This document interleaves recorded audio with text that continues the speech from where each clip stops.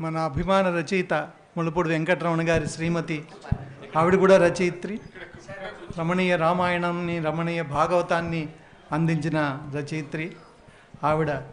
ఉపన్యాసం చదువుతారు. ఉపన్యాసం చదువుతారేమో.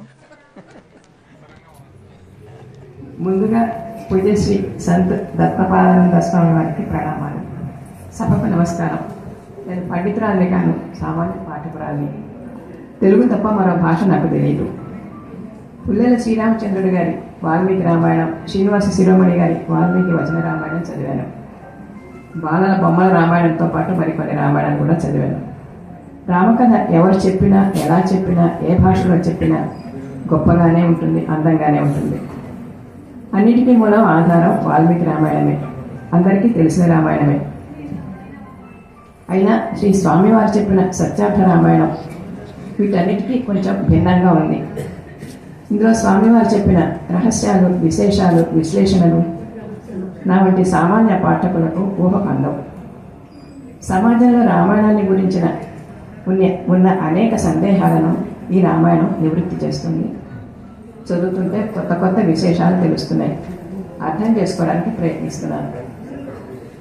హనుమాన్ గుహల మహాత్ముల ప్రేరణతో, నిగూఢ మహాత్ముల ప్రేరణతో తమకు అందిన సంగతులను మార్గదర్శకాలుగా తీసుకుని శ్రీ స్వామివారు తమ పరిశీలనతో, పరిశోధనలతో రామకథను మానవ ఇతిహాసంగా అద్భుతంగా వివరించారు.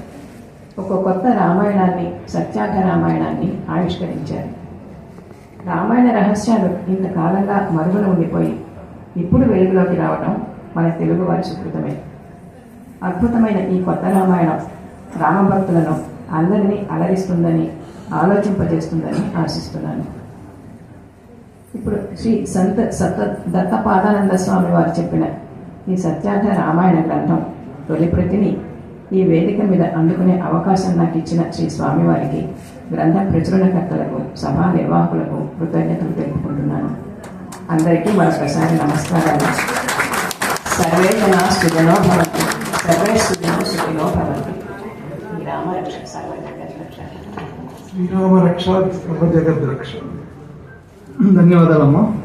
తర్వాత ఈ పుస్తకానికి ముందు మాటల్లో రాసినటువంటి ఓలేటి పార్వతీశం గారిని మాట్లాడవలసిందిగా